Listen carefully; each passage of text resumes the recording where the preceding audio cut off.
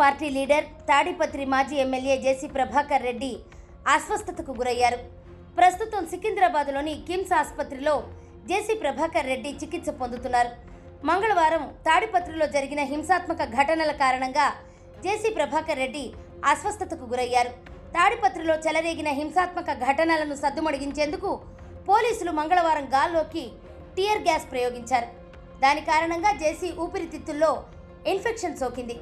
దీంతో కుటుంబ సభ్యులు జేసీ ప్రభాకర్ రెడ్డిని సికింద్రాబాద్ కిమ్స్ ఆసుపత్రికి తరలించారు.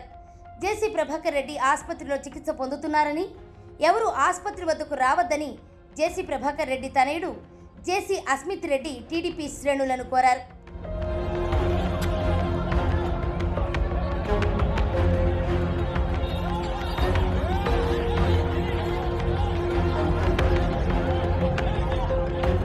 మంగళవారం తాడిపత్రి పట్టణం రణరంగాన్ని తలపించింది.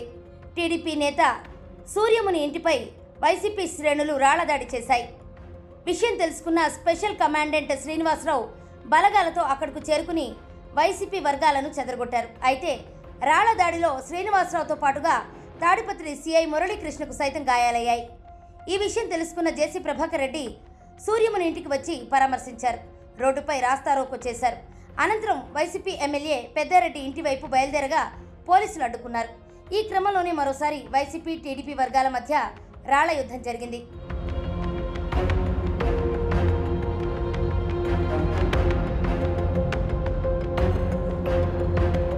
జేసీ ప్రభాకర్ రెడ్డి తన అనుచరులతో కలిసి పెద్దారెడ్డి ఇంటివైపు వెళుతున్న సమయంలో జూనియర్ కాలేజీ వద్ద పోలీసులు అడ్డుకున్నారు.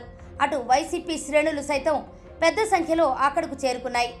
దీంతో జూనియర్ కాలేజీ గ్రౌండ్ వేదికగా టీడీపీ వైసీపీ వర్గాల మధ్య ఘర్షణ జరిగింది. పరస్పరం రాళ్లతో దాడి చేసుకున్నారు. ఈ నేపథ్యంలో పరిస్థితి చేయి దాటుతూ ఉండడంతో కేంద్ర బలగాలు గాల్లోకి టియర్ గ్యాస్ ప్రయోగించాయి. అనంతరం ఇరు వర్గాలను అక్కడి నుంచి చెదరగొట్టాయి. టియర్ గ్యాస్ ప్రయోగంతోనే జేసీ ఊపిరితిత్తుల్లో ఇన్ఫెక్షన్ సోకిందని కుటుంబ సభ్యులు తెలిపారు. దీంతో ఆయన్ని సికింద్రాబాద్ కిమ్స్ ఆసుపత్రికి తరలించి చికిత్స అందిస్తున్నారు.